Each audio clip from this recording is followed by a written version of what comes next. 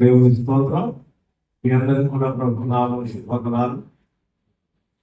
దేవుని వాక్యం గురించి మనం చదువుతున్నట్లుగా అపొస్తలుల కార్యములు 13వ అధ్యాయం. అపొస్తలుల కార్యములు 13వ అధ్యాయము అనగానే మొదటి మిషనరీ ప్రయాణం, పౌలు యొక్క మొదటి మిషనరీ ప్రయాణము అంటారు. 13వ అధ్యాయము 14వ అధ్యాయం రెండు కూడా మొదటి మిషనరీ ప్రయాణంలో ఉన్న సంగతులు. తన మొదటి మిషనరీ ప్రయాణంలో పౌలుని బర్నబా తీసుకుని వెళ్ళి సంఘానికి, సమాజానికి, క్రైస్తవ సమాజానికి పరిచయం చేస్తున్నాడు. ఎందుకంటే నిన్నటి వరకు సంఘాన్ని హింసించినవా, నిన్నటి వరకు సంఘమును హింసించడానికి అధికార పత్రమును తీసుకుని బయలుదేరుచు దేవుని సంఘాన్ని బాధించిన వాడుగా ఉన్నాడు. ఇప్పుడు తను మార్పు చెందిన తర్వాత 9వ అధ్యాయంలో ఆ తర్వాత ఈయన ఇప్పుడు సంఘంలోనికి, సమాజంలోనికి రావడానికి ఈయన్ని గూర్చి ఎవరో సాక్ష్యం చెప్పాల్సి వచ్చింది. మార్పు చెందాడు నిజంగానే, ఇది వరకటి మనిషి కాదు, మార్పు చెందాడు. కాబట్టి ఈయన సంఘంలో వచ్చి కూర్చుంటున్నాడు అంటే ఆయన ఏదో హాని చేస్తాడని, ఏదో కీడు చేస్తానికి తన ప్రయత్నం చేస్తున్నాడని మీరు అనుకోనక్కర్లా. అతను మార్పు చెందాడు అని బర్నబా వెళ్ళి అందరికి పరిచయం చేస్తారు. అక్కడ నుంచి మొదటి మిషనరీ ప్రయాణంలో జరుగుతున్న సంగతి. సహోదరులారా, అబ్రహాము వంశస్థులారా, దేవునికి భయపడువారు. నేను కూడా యోగులు కనుక ఇదే రోమా పత్రిక 10వ అధ్యాయంలో మొదటి వచనములో, సహోదరులారా, ఇశ్రాయేలీయులు రక్షణ పొందవలనని నా హృదయాభిలాష ఉన్నది. వారు దేవుని ఆరాధిస్తున్నారు కానీ సరైన రీతిగా ఆరాధించరు. కాబట్టి ఇశ్రాయేలు రక్షణ పొందవలని నా హృదయాభిలాష అని చెప్పని తను ఒక యూదునిగా లేక ఇశ్రాయేల్నిగా ఇశ్రాయేల్ యొక్క రక్షణను గురించి ఆయన బాధ్యత కలిగిన వాడుగా ఉన్నాడు, లేకపోతే భారం కలిగిన వాడుగా ఉన్నాడు. అందుకని అక్కడ ఇశ్రాయేలు రక్షణ పొందవలని ఆ హృదయాభిలాష ఉన్నది. తర్వాత వారి విషయమై నేను దేవునికి చేయు ప్రార్థనయునై ఉన్నది. వాళ్ళు రక్షణ పొందారు. అట్లాగే ఇక్కడ కూడా చూస్తే, సహోదరులారా, అబ్రహాము వంశస్థులారా, దేవునికి భయపడువారు. ఈ రక్షణ వాక్యము మన యొద్దకు వచ్చి ఉన్నది, మన యొద్దకు పంపబడి ఉన్నదిలే. మన యొద్దకు అంటే అది కూడా ఆ ఇశ్రాయేలుగా లేక యూదునిగా ఉన్నాడు కనుక ఇప్పుడు వారితో కలుపుకుని మన యుద్ధకు ఆ రక్షణ పంపబడి ఉన్నది అని చెప్పి, రక్షణ వాక్యము మన యుద్ధకు పంపబడి ఉన్నది. రక్షణ వాక్యం. వీరందరూ అంతకుముందు సినగాగ్స్ లో అనగా సమాజ మందిరములో శనివారం కలుసుకునేవాడు, విశ్రాంతి దినం అది. కాబట్టి సంఘావిర్భావ కాలంలో యూదులైన వారు సినగాగ్స్ లో అనగా శనివారం మాత్రమే అక్కడక్కడ కలుసుకుంటున్నప్పుడు అక్కడకు వెళ్ళి అపొస్తలుల పౌలు వాక్యాన్ని బోధించడం పరిపాలన. అలా బోధించడం ద్వారా తర్వాత వారు ఇక ఆరాధన ఈ శనివారం లేకపోతే విశ్రాంతి దినం నుండి పునరుత్థాన దినములకు ట్రాన్సిట్ అయి బదిలీ అవ్వడం జరిగింది. ఎందుకు పునరుత్థాన దినమునకు వచ్చింది అంటే యేసు ప్రభువు తిరిగి లేచి కొడుస్తారు. సరే, ఇక్కడ అంటారు యెరూషలేములో కాపురముండు వారును వారి అధికారులు ఆయననైనను ప్రతి విశ్రాంతి దినమున చదువుబడుచున్న ప్రవక్తల వచనములనైనను గ్రహింపక ఆయనకు శిక్ష విధించుట చేత ఆ వచనములను నెరవేర్చిరి. ప్రవచనంలో ఉన్నటువంటి సంగతులు వారు గ్రహించలి. మెస్సయ్య ఆయన శ్రమపడి సిలువ వేయబడి సమాధి చేయబడి 3వ దినమున తిరిగి లేస్తారన్న సంగతి అట్లానే ఆయన మనుష్య కుమారునిగా భూమి మీదకి ఆయన రావటం గురించి ఆయన చేయనై ఉన్న పని దీనంతటి గురించి ప్రవక్తల గ్రంథాలు ప్రవచనాలు చదువుతున్నా వారికి అర్థం కాదు. కనుకనే లేఖనం ప్రకారముగా ముందుగానే చెప్పబడిన మాట ప్రకారంగా ఆయన్ని సిలువ వేశారు, వాక్యము నెరవేర్చారు, శిక్ష విధించుట చేత ఆ వచనములను నెరవేర్చి ఆయన యందు ఒక మాట ఉంది, ఆయన యందు మరణమునకు తగిన హేతువు ఏదియు కనబడకపోయినను. సరే, యేసుక్రీస్తు ప్రభునందు మరణమునకు తగిన హేతు ఏదీ లేదు, మరణమునకు తగిన కారణం అంటూ ఆయన దగ్గర ఏమీ లేదు. కానీ మరణ శిక్ష విధించారు. ఈయనలో నేను ఏ దోషము కనుగొనలేదు అంటాడు పిలాతు. మరణానికి తగిన హేతువు లేదు. మరణ శిక్షకు సంబంధించిన చట్టం వేరు. అప్పుడున్న చట్టాలు మరణ శిక్షలు విధించడం విషయంలో రకరకాలుగా ఈ నేరములకు ఈ శిక్ష, ఈ నేరములకు ఈ శిక్ష. కాబట్టి మరణ శిక్ష విధించాలంత నేరం ఏమీ లేదు. ఆయన కొంచెం శిక్షించి విడిచిపెట్టండి, ఆయనకు మరణ శిక్ష విధించేంత నేరమేమీ లేదు అంటే 2 దోషాలు ఆయన మీద మోపబడ్డాయి. ఏమంటే రాజదోషము, రాజద్రోహం, దైవ దూషణ. నువ్వు యూదుల రాజువా నీవు అన్నట్టే. యూదుల రాజు అంటే చట్టం మన శిక్ష అది. కొన్ని చట్టాలు మరణ శిక్షకు సహా వర్తిస్తాయి. అది రాజద్రోహము, దైవ దూషణ. ఇలా ఈ రెండింటిని ప్రభు నువ్వు దేవుని కుమారుడువా, అవును నీవన్నట్టే. అది దాని కూడా దేవుని కుమారుడు అన్నాడు ఆయనే అన్నాడు. నేను పైనుండి దిగి వచ్చినటువంటి వాడను, నా తండ్రి నన్ను పంపాడు. దేవుని తండ్రి అన్నాడు కాబట్టి దేవుని కుమారుడిని క్లెయిమ్ చేస్తున్నాడు. ఇది దైవ దూషణ. అలాగనే రాజద్రోహం, నేనే రాజుని అన్నాడు. రాజున్నాడు కదా, రాజున్నాడు, చక్రవర్తి కూడా ఉన్నాడు. రోమా సైన్యం యొక్క ప్రతినిధి పిలాతు ఉన్నాడు ఒకవైపున చక్రవర్తిగా. చతుర్థాధిపతి అయినటువంటి హేరోదు ఒకవైపు రాజు ఉన్నాడు. కాబట్టి ఇది రాజద్రోహం. ఈ రెండే కాదు, ఇంకొకటి కూడా ఉంది. ఏమిటో చెప్పంటారా? ఆయన ప్రధాన యాజకుడు తన అంగీని చింపుకున్నాడు. ఇక దీంతో సాక్షులతో పని అక్కర్లేదు. ఏదైనా ఒక ఘోరమైన సంగతి, జరగడానికి సంగతి, ఏదో ఒక అరిష్టం అంట మన భాషలో జరిగితే తట్టుకోలేక ప్రధాన యాజకుడు తన అంగీని చింపుకుంటాడు.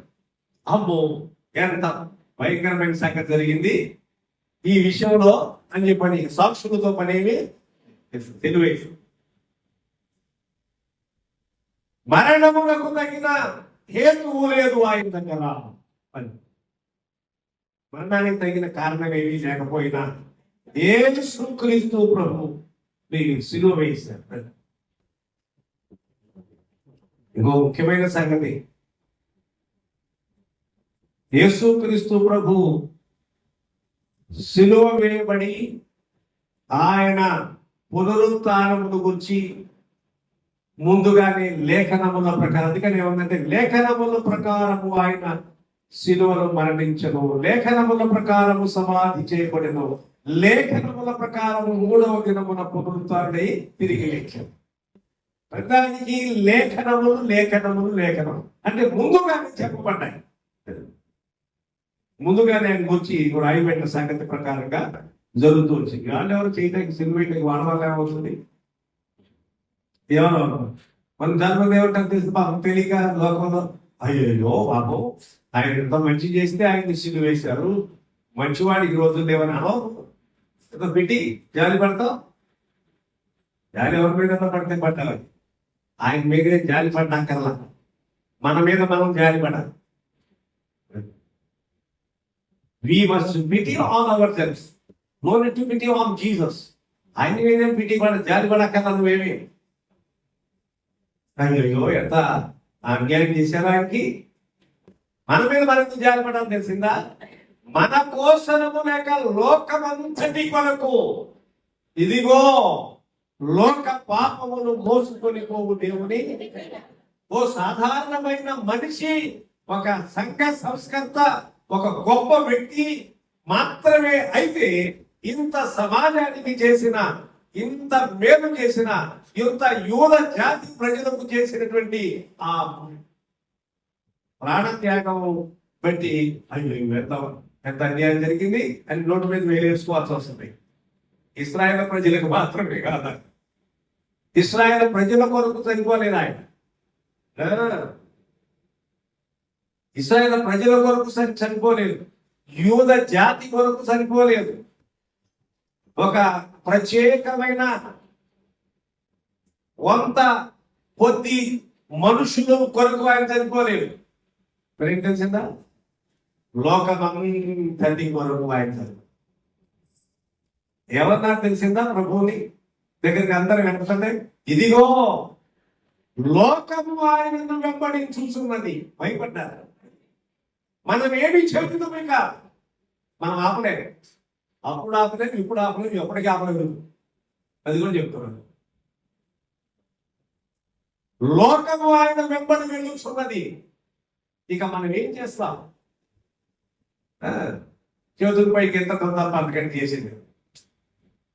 ఎప్పుడైనంతే లోకము ఆయన వెంబడి వెళ్ళుచున్నది. ఎందుకో తెలిసిందా? లోకమును రక్షించుటకు వచ్చిన రక్షణకర్త ఒక సాధారణమైన ఒక దేశాన్ని, ఒక జాతిని, ఒక జనాంగమునకు సంస్కర్తగా వాళ్ళ పక్షంగా నడిపి వాళ్ళకి న్యాయం చేయడం కోసం అయ్యో సిలువ పడ్డాడే అని అనుకోనక్కర్లా. మనుషులందరి పాపముల కొరకు అని యేసు అనగా రక్షకుడు అందరి పాపముల కొరకు ఆయన సిలువలో ప్రాణం పెట్టాడు కనుక ఆయన మీద జాలి కదా. నేను ఇంకా నమ్మలేకపోయానే ఆ రక్షణకర్తను, నేను ఇంకా స్వీకరించలేకపోయానే ఆ రక్షణ సువార్తను, నేను ఇంకా నమ్మి ఆయనను యథార్థముగా సత్యముగా ఆరాధించలేకపోయానే అని నీ మీద, నీకు, నా మీద, నాకు, ఎవరి మీద వారికి జాలి. ఆయన మీద నువ్వేం జాలి పడతావు? అదే కదా. ఎవరైనా ఒక మనుషుల్ని, సాధారణమైన మనుషుల విషయంలో ఏదైనా జరిగేటట్లయితే మీరు ఎంత చేశారు, ఎంత వాళ్ళకి ఎదురొచ్చింది, మంచి చేస్తే ఎన్ని మాటలు మాట్లాడు, మంచికి రోజులు లేదు, ఏమో చెప్తారు కదా. కానీ ఆయన మీద ఏమి జాలి పడేది?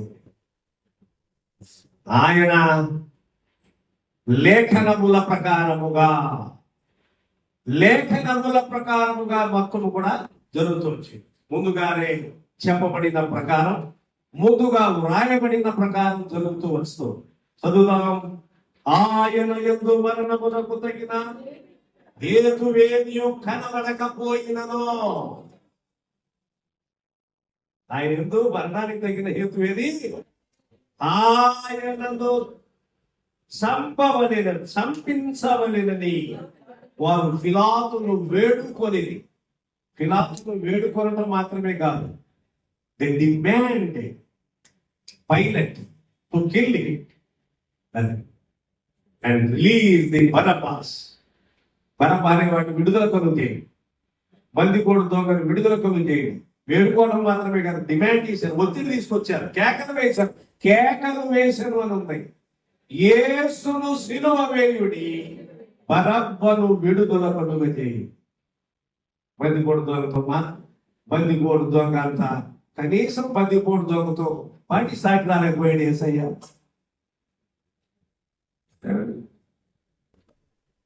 ఆ బందిపోడు దొంగని విడుదల కొనుగ చేస్తే ఆ స్థానంలో యేసును సిలువ వేయమని అంటామా?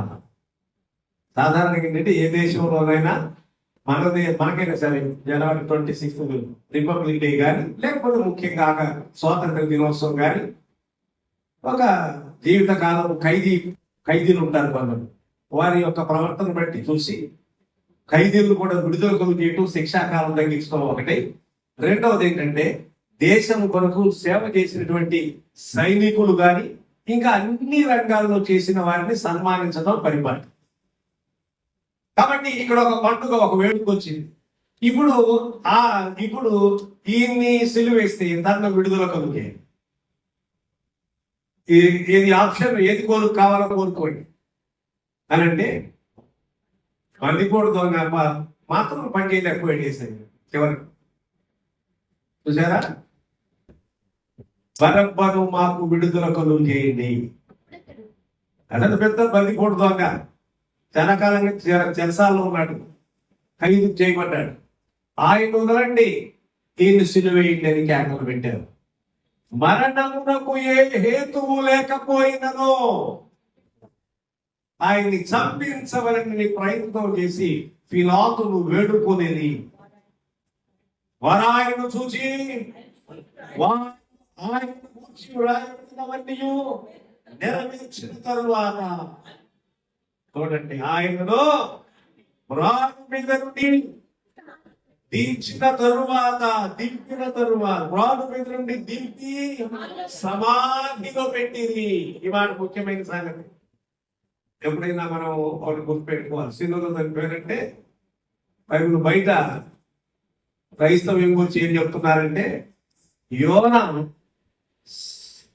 మత్స్యపు గర్భములో 3 దినములు 3 పగళ్ళు రాత్రి ఉన్నట్లు గాని యేసు ప్రభు కూడా అట్లాగే సమాధిలో ఉన్నాడంటే దానికి ఏమన్నా తెలిసిందా? ఇస్లాం మతం వారు యోనా చచ్చిపోలేదుగా మరి మత్స్యపు గర్భంలో, అంతేగా? యోనా చచ్చిపోలేదు కదా, బయటికి వచ్చాడు కదా. చచ్చిపోతే అంటే చచ్చిపోయి బయటికి కక్కేది కదా. యోనా చచ్చిపోలేదు కదా, కాబట్టి ఈయన కూడా చనిపోలేదు. ఆయన ఈయన ఎవరేస్తారు సిలువ? ఎవరు వేయగలరు? ఇదొక మర్యాద. అది ఆయన ఎవరు వేయగలరు సిలువ? ఆయన ఎవరు సిలువేది? ఎవరో దానిపోతున్నారు ఒకరిని తీసుకొని సిలువేశారు అని చెప్పని ఇస్లాం యొక్క వాదన. ఎందుకు తెలిసిందా? ఈయన్ని గనక సిలువేసి ఈయన గనక తిరిగి లేచాడు అనుకుంటే ఇక తర్వాత ప్రభు తర్వాత ప్రవక్తల లెక్కలో ఇంకెవరో లెక్కించబడ్డానికి కుదరడానికి అవసరం లేదు కాబట్టి అది ఒప్పుకోరు. కాబట్టి ప్రభుత్వం దుర్మిలాదు. ప్రాథమికమైన సంగతులు ఏంటంటే యేసు శ్రమ పడేను. రెండవది మన విశ్వాసానికి మూలమైన సంగతి, యేసు శ్రమపడి సిలువ వేయబడి, ఒకటి శ్రమపడి సిలువ వేయబడి, ఇంకొకటి సమాధిలో పెట్టబడి. ఈ మాట ముఖ్యమైన. సిలువ పడిన తర్వాత సమాధిలో పెట్టబడి.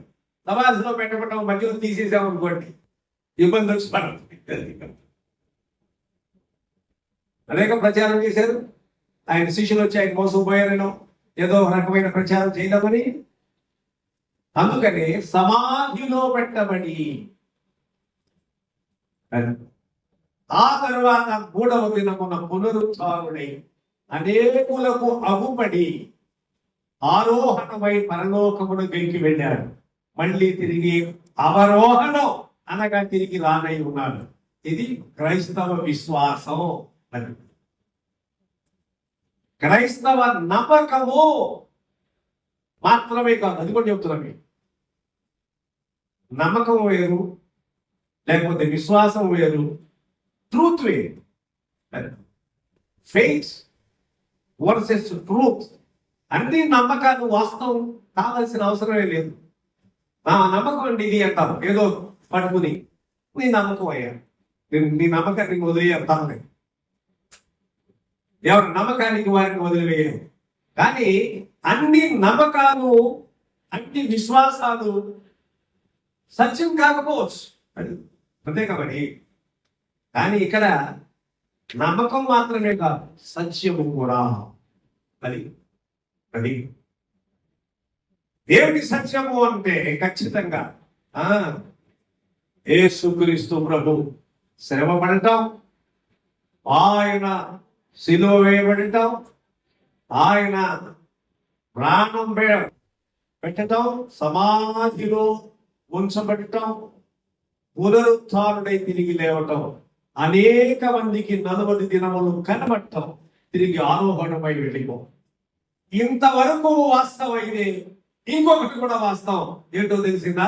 ఆయన రావడం కూడా అది జరగలేదు కాదు. ఇవన్నీ వాస్తవం అయితే, ఇవన్నీ సత్యమైతే అది కూడా సత్యం. ఎవరన్నా ఒకసారి ఒక మాట చెప్పారు అనుకోండి, 2 సార్లు నమ్మబలిగే అనుకోండి, నేను ఎంత నమ్ముతారో మనుషులు. 3వసారి ఎంత వాళ్ళకి ఎంత తిప్పలు తెచ్చి పెడతామో వాళ్ళకి తెలుసు, మనుషులు నమ్ముతారు. 2 సార్లు నమ్మేమనుకోండి, కరెక్ట్ మనుషులు అంటే అనుకుంటారు. 2 సార్లు అంతే. 3వసారి నమ్మారు కాబట్టి నమ్మినా చేస్తారు మోసం, నమ్మక ద్రోహం. కానీ ఇక్కడ ఆయన గురించి చెప్పినవన్నీ జరిగాయి. అది మరి అది నమ్మటానికి ఏం కష్టమైంది? ప్రభువుని గురించి చెప్పిన సంగతులన్నీ 1000 సంవత్సరాలకు ముందట నుండి కూడా చెప్పిన సంగతులు వేరు. 1000 సంవత్సరాల నుండి ముందట నుండి చెప్పబడితో వచ్చిన సంగతులన్నీ నెరవేర్పు జరిగాయి. కాబట్టి ఇది నమ్మటానికి ఏం బాధ? వ్యక్తి ఒక ఆయన ఇదిగో కావండి, కొంచెం కొంత డబ్బు అవసరం మన అడిగినట్టు అనుకోండి, టీచర్ అనుకోండి. 10 రోజులు ఇస్తాడు, ముందే వారం ఇస్తాడు తెలివిగా. 10 అన్నాడు, వారానికి ఇచ్చేసాడు. ఈసారి వాడికి నేను 10 రోజులు ఇచ్చేస్తానన్నాడు. సరే 10-11 రోజులకు 10 రోజులు ఇచ్చాను. 3వసారి మళ్ళీ అడిగి అనుకోండి, తీసుకున్న తర్వాత అది అప్పుడు ఉంది సాగదు. రెండు సార్లు జరిగితేనే మనిషి నమ్మెత్తనమే. కాబట్టి దేవుడు నమ్మడానికి ఏమంత కష్టం వచ్చి పడింది? అదే కదా, లేఖనాలు 100,000 సంవత్సరాల నుంచి వ్రాయబడిన సంగతులు నెరవేర్పు జరిగితే ఇప్పుడు మళ్ళీ ఆయన తిరిగి రాదై ఉన్నాడంటే ఆయన వస్తాడు, ఎప్పుడు వస్తాడు, ఎప్పుడు నుంచి చెప్పిన మాట అంటారు బుద్ధిహీనంగా. ఆయన రాకడకు కూర్చిన వాగ్దానం ఏమాయను. వస్తానాడు, రాలేదేంటి? నువ్వు రమ్మంటే వస్తాడు. అంతే కదా, అన్ని మన చేతుల్లో. దేవుడిని కూడా కంట్రోల్లో పెడతావా? దేవుని కూడా ఆజ్ఞాపిస్తావా? దేవుని కూడా మన నియంత్రణలో ఉంచుతావా? దేవుని నియంత్రణలో సమస్తం ఉంది. అందుకని ఆకాశము ఆలకించుమో, భూమి చెవియొగ్గు అని సంబోధిస్తా ఉన్నాడు యెషయా గ్రంథంలో. 19వ కీర్తనలో చూస్తే ఆకాశము దేవుని మహిమను వివరించుతున్నవి, అంతరిక్షము ఆయన చేతి పనిని ప్రచురపరుచుతున్నది, పగటికి పగలు బోధ చేయుచున్నది, రాత్రికి రాత్రి జ్ఞానము తెలుపుచున్నది. వాటికి భాష లేదు, మాటలు కూడా లేవు. అవన్నీ జాగ్రత్తగా చేస్తారు. దేవుని మాట, ప్రకృతి అంతా దేవుని ఆజ్ఞకు, దేవుని మాటకు లోబడి దేవుని నియంత్రణలో. మనిషే దేవుని నియంత్రణలో లేడు, మనిషి దేవుని నియంత్రణలో పెట్టుకోవాలనుకున్నాడు. అది జరిగే పని కానీ ఎప్పటికీ జరగదు. నువ్వు అనుకుంటే, ఎవరు అనుకుంటే జరగదు. అది ఒకవేళ వాళ్ళు అనుకున్నటువంటి దైవం బట్టి ఒకవేళ నీ కంట్రోల్ పెట్టుకోవాలంటే ఏమో సాధ్యం అవుతాయి, కానీ సృష్టికర్త అయినటువంటి దేవుణ్ణి మనిషి తన యొక్క నియంత్రణలోనికి తీసుకురావడం జరిగే పని కాదు. అంతే కదా. How can a finite person, how can a finite person control అని ఇన్ఫైనైట్ గాడ్? ఒక అల్పమైన మనిషి అంతంత మాత్రం అంతలో కనబడి అంతలో మాయమయ్యే ఆవిరంటే మనిషి అనంతమైన నిత్యమైన దేవుడిని నువ్వు నియంత్రించడానికి ఎంత సాధ్యం అవుతుంది? కనీసమైన కామన్ సెన్స్ ఉంటే తెలుసు దేనికి. లేదా దేవుడు నేనేం చేస్తే దేవుడు అని నేనేం చెప్తే దేవుడు అని చేస్తానంటే ఎట్లా జరుగుతుంది? ఏమనుకుంటావు దేవుడి గురించి? అంతే కదండి. దేవుడు సర్వశక్తివంతుడు, సమస్తము ఆయన నియంత్రణలో. ఎద్దు తన కామంతో నిలుగును, గాడిద తన సొంత వాటి తొట్టి తెలుసుకును. ఈ మనిషికి జ్ఞానం లేకుండా పోయింది, తెలివి లేదు. తెలియదు ఊరుకుంటావా? ఊరుకున్నా ఊరుకోపోయినా బైబిల్ అదే చెప్తుంది. కాబట్టి మనం చదువుతున్నటువంటి మాటలో వారు ఆయన గూర్చి వ్రాయబడినవన్నీ నెరవేర్చిన తరువాత ఆయనను మ్రాను మీద నుండి దింపి సమాధిలో పెట్టింది. అయితే దేవుడు మృతులలో నుండి ఆయనను లేపెను. ఇది ముఖ్యమైన సార్. సమాధిలో పెట్టారు. అక్కడి నుంచి దేవుడు ఆయనను లేపెను. ఆయన లేచిన తరువాత అనేకులకు అమ్ముపడేను. రండి, క్రైస్తవుల విశ్వాసము నాకు చెప్పారు, క్రైస్తవుల యొక్క నమ్మకము అని అంత తేలిక కొట్టిపారేకు తప్పు. అది ఇది క్రైస్తవుల విశ్వాసము, ఇది క్రైస్తవుల యొక్క నమ్మకము అని తేలిక కొట్టిపారేసినట్టు మాట్లాడకూడదు. హిస్టారిసిటీ అంటాం, చరిత్రాత్మకత దానికి ఉన్నది. అది ప్రతిదానికి ఒక హిస్టారిసిటీ ఉండాలి. కొద్దిగా కథలాగా చెప్పట్లేదు ఈ సంగతులు. ఇవన్నీ జరిగాయి. ఎవరో వాదిస్తూ ఇవాళ జరగలేదంటే జరిగారు. ఓ కాదు, పొట్టి మాటలు.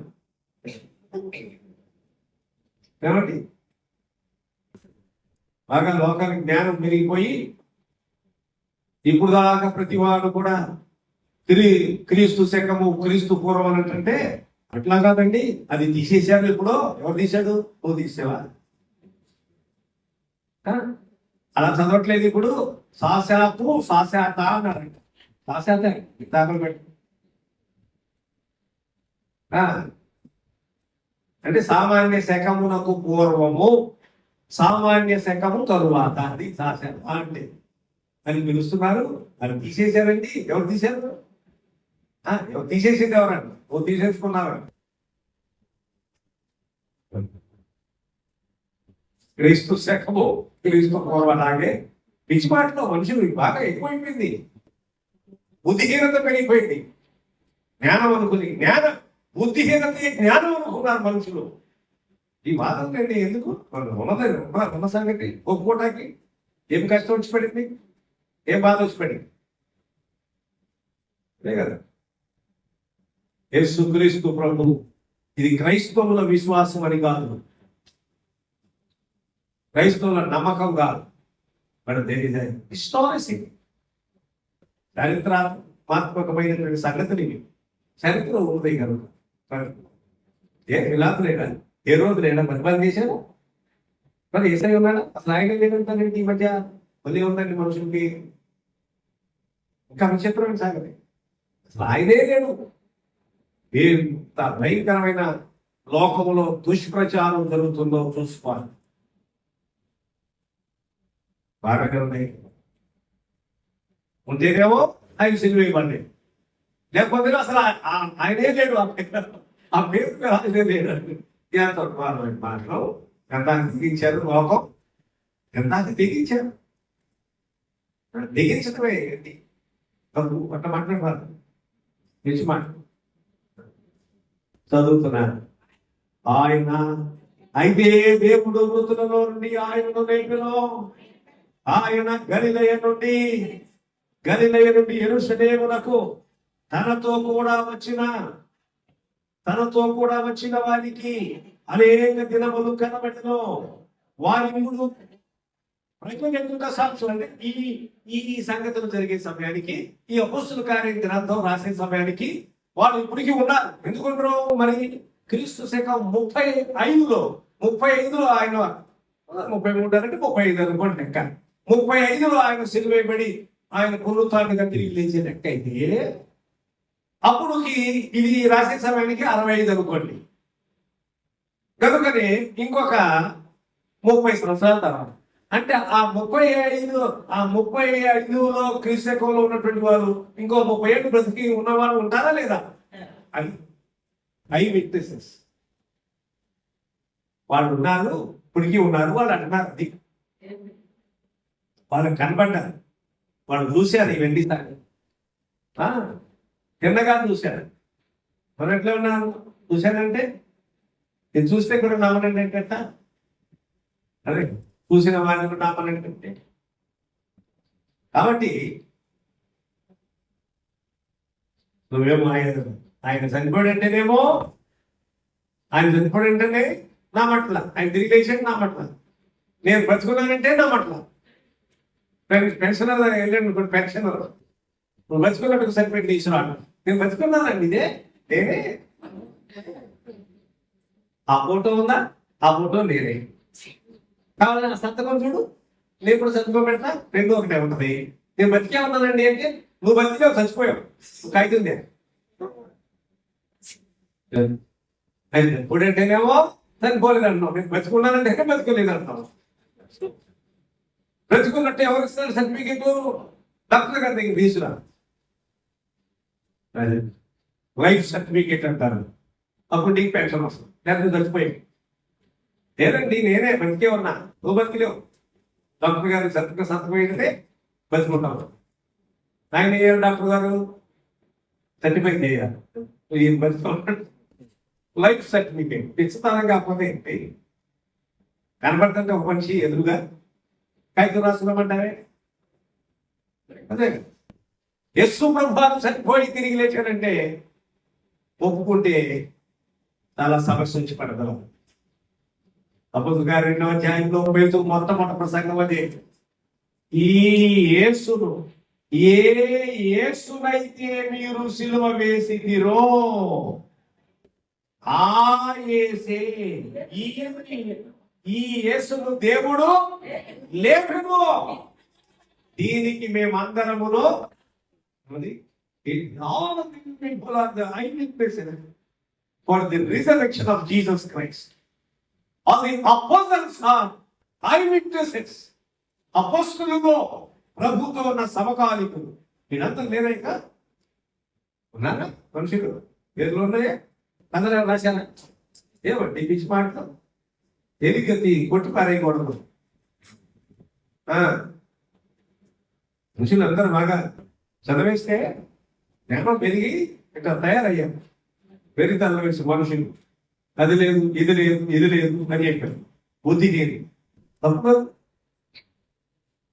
యేసుక్రీస్తు ప్రభు లోకములో శరీరధారి, ఏ వ్యక్తి అయితే శరీరధారి అయి క్రీస్తు వచ్చిందని నమ్మరో అతనే క్రీస్తు విరోధి అన్నాడు. మరి క్రీస్తు విరోధి ఆయన శరీరము దాల్చి భూమి మీదకి వచ్చి ఆయన చేయవలసిన పని అంతా కూడా నెరవేర్చాడని బైబిల్ చాలా స్పష్టంగా తెలియజేస్తా ఉంటే ఎవరు రాసుకుంటారండి? మరి ఎవరు మనిషి వచ్చినట్టు ఎవరు కొత్త రాసుకుంటారండి? ఏమన్నా కథ రాసుకుంటారండి? రాసుకున్నది కాదు, పరిశుద్ధాత్మ ప్రేరణ చేతనే వ్రాయబడిన మనుషులేం రాసిన మనకి హిస్టారిసిటీ ఉంది. అపోస్తలుల కార్యములు ఇంకో మాట, అపోస్తలుల కార్యములు ఏమని ఉంటుందో తెలిసిందా? లూకాసు వార్త కానీ అపోస్తలుల కార్యములో ఓ ఘనత వహించిన థియోఫిలాస్ అంటే థియోఫిలా అనే ఆయన సమాజంలో ఒక గొప్ప పెద్ద అన్నమాట. ఆయన ఒక గవర్నర్ లాంటి వాడు, ఒక ప్రోవిన్స్ అంటాం, ఒక మండలం. మనకి ఒక అప్పుడు అప్పుడు కూడా ప్రోవిన్స్ అని పిలిచేవాడు. కొన్ని చిన్న చిన్న మండలాలకు వాటికి అధ్యక్షుడు. ఈ గవర్నర్ థియోఫిలాస్ అయినా మంచి పేరు కలిగిన వాడు. అందుకని ఈ లూకా ఏం రాస్తున్నాడు? లూకా సువార్త గాని అలాగే అపోస్తలుల కార్యములు కానీ హిస్టారిసిటీ కోసం, చరిత్రాత్మకత కోసం, చరిత్రతో ముడిపడి ఉండే కోసం ఘనత వహించిన థియోఫిలా ఆయన సంబోధించి రాస్తున్నాడు. ఇది చూస్తే లూకా సువార్తలలో అపోస్తలుల కార్యములు రెండు గ్రంథకర్త లూకా. తెలిసిందా? కాబట్టి క్రైస్తవుల నమ్మకం అనేది ఇది. వాళ్ళ నమ్మకం వాళ్ళని పోనివ్వండి, వాళ్ళ విశ్వాసం వాళ్ళని పోనివ్వండి అని మిగతా వాళ్ళందరూ మన మీద జాలి పట్టక్కర్లా. లోకమంతా కూడా యేసుక్రీస్తు ప్రభు అయ్యో మంచి చేసి ఎన్ని బాధలు పడ్డాడు ఆయన అని ఆయన మీద నువ్వు జాలి పడక్కర్లా. మన మీదే మనం జాలి పడాలి. ఎందుకో తెలిసిందా? ఆయన చేసిన శిలువ కార్యములు నేను గ్రహించలేకపోయానే, ఇంకా తెలుసుకోలేకపోయాను అని దేవుని మీద వారు జాలిపడారు. ఒకవేళ నమ్మిన వారు ఉన్నారు అనుకోండి, ఇప్పటికే రక్షించబడిన వారు, ఇంకా ఇంకా క్రీస్తును కూర్చినటువంటి క్రీస్తు ప్రేమ యొక్క పొడవు, వెడల్పు, లోతు, ఎత్తువో ఎంతో గ్రహించవలసిన వాళ్ళై ఉన్నాను అన్నాక పోలేదే. ఒకవేళ నమ్మితే ఇదే నమ్మేము, మిగతా వాళ్ళు అనుకున్నట్లుగా యేసు శిలువలో చనిపోయాడు, తిరిగి లేచాడు. ఆయన రక్తములో మన పాప క్షమాపణ కలుగుతుంది. ఇది వరకు ఎంత మట్టుకు వాళ్ళ అర్థమైదేమో మనకైనా క్రైస్తవులకి. అదిగా క్రీస్తు ప్రేమ యొక్క పొడవు, వెడల్పు, లోతు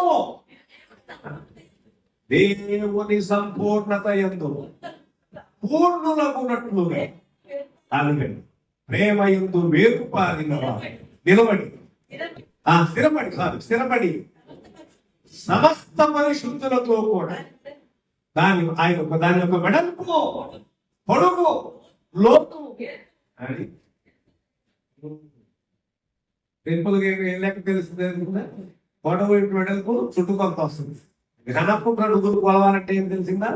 పొడవు, వెడల్పు, లోతు, ఎత్తు కావాలి. అది కాబట్టి చుట్టుకొలత కొలవమని అనుకో 2+b² అంటాం. అది ఒక పొడవు వెడల్పు వేసి కొలిస్తే చుట్టుకొలత వస్తుంది. అంత తేలిగా చుట్టుకొలత తెలుసుకున్నట్టుగా ప్రభువుల గురించి మొత్తం అర్థం కాల క్రైస్తవులకి. వీరికి తెలిసేది కాదు. పొడవు, వెడల్పు, లోతు, ఎత్తు, దీన్ని ఘనపు అడుగులు కొలవడం కోసం ఆ కొలతలు కావాలి. లోతు కావాలి, ఎత్తు కావాలి, వెడల్పు కావాలి. కాబట్టి క్రీస్తు ప్రేమ యొక్క పొడవు, వెడల్పు, లోతు, ఎత్తు ఎంతో తెలుసుకోవడం. దొరికనే ఒకటి అన్నాం క్రైస్తవులు ప్రభు దేవుడు, మనం ఆయన అంగీకరించాలి, ఆయన్ని తెలుసుకుని దేవునిగా మన జీవితంలో ప్రతిష్ఠించుకుని నమ్మి బాప్తిసం పొందాలి. ఊరికనే నువ్వు చుట్టుకొలత వరకే తెలుసుకున్నావు. వాళ్ళేమో బయట ఉన్న వాళ్ళేమో అసలు ఏ కొలత లేదు. ఆయన దేవుడు, ఆయన మనకు కాదు, మనకు సంబంధమే లేదు అనేమో బయట ఉన్న వాళ్ళు అన్నారు. లోపల ఉన్న మనమేమో ఇప్పటికే లోపలికి వచ్చిన వారమేమో మహా దేవుడు చుట్టుకొలత తెలుసుకున్నామేమో. సింపుల్ గా. కానీ ఆయన ప్రేమ యొక్క పొడవు, వెడల్పు, లోతు, ఎత్తు ఎంతో గ్రహించేటువంటి క్రీస్తు ప్రేమలో మనము లేక విశ్వాసములో పూర్ణులుగా ఉండాలి. పూర్ణులు కావాలి అని వాక్యం సెలవిస్తాం. మన జ్ఞానమునకు మించిన అదిగండి జ్ఞానమునకు మించిన క్రీస్తు ప్రేమను తెలుసుకుంటాం. మీరు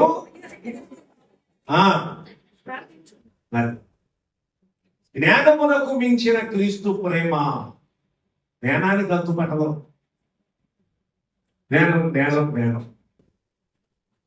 చదువుకున్నావు కాబట్టి అర్థం కాదు, చదువుకోలేదు కాబట్టి అర్థం కాకుండా పోలేదు. జ్ఞానమునకు మించిన క్రీస్తు యొక్క ప్రేమ, ఇది ముఖ్యమైన సంగతి. కనుక ప్రభునందు ప్రియులంతా ఒక ముఖ్యమైన సంగతి కిందకు వచ్చిన తర్వాత దేవుడు యేసును లేపి 32-33 కలిసి ఉంది. దేవుడు యేసును లేపి ఇతరులకు చేసిన వాగ్దానము దేవుడు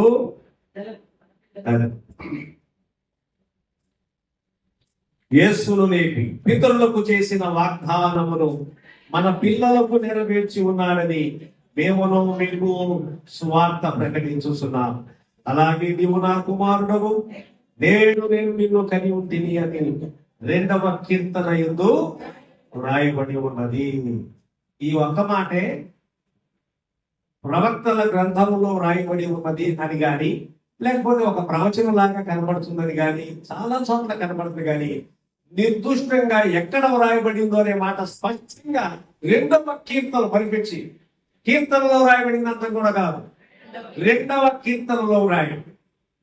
చూడండి, ఈ మాట మాత్రం ఎంత స్పష్టంగా రాయాల్సి వచ్చింది. లోక చాలా స్పష్టంగా రాస్తుంది. స్పెసిఫిక్ గా చాలా ప్రవచనం ఉంటుంది. ఎక్కడుంటుందో మనం వెతుకోవాలి. చాలా ప్రవచనాలు ఉన్నాయి. ఇది కూడా మరి 41వ వచనం కూడా అంతే. ఇదిగో తిరస్కరించు వారులారా ఆశ్చర్యపడి నశించుడి, ఈ మీ దినంలో నేను ఒక కార్యము చేసేదను, ఆ కార్యము ఇది కూడా ప్రవచనం. చాలా ప్రవచనాలు, ప్రతిదీ విడివిడిగా ఉంటుంది. మీరు మనం తెలుగు వైపులో కనుక చూస్తే, నేను వారితో నివసించేదను, వారి మధ్య సంచరించేదను, వారి దేవుడినై ఉండేదను. కొరింథీ పత్రికలో మనం చదివినట్లయితే వారికి దేవుడినై ఉండే 2వ కొరింథీ పత్రిక 6వ అధ్యాయం చూడండి. ఇది ఒక ప్రవచనం. ఇది ఎక్కడుందో ఏం రాయన, కానీ యెషయా గ్రంథంలో ఉందని మనం చదువుతాం. నేను వారిలో నివసించేదను, నేను వారి దేవుడినై ఉందును, వారు నా ప్రజలై ఉందురు, కావున మీరు వారి మధ్య నుండి బయలుపెట్టి ప్రత్యేకంగా ఉండండి. ఇది ప్రవచనం, ఎక్కడో రాయలేదు. కానీ ఇక్కడ మాత్రము ఒక నిర్దిష్టంగా 2వ కీర్తనల యందు ఈ సంగతి రాయబడింది.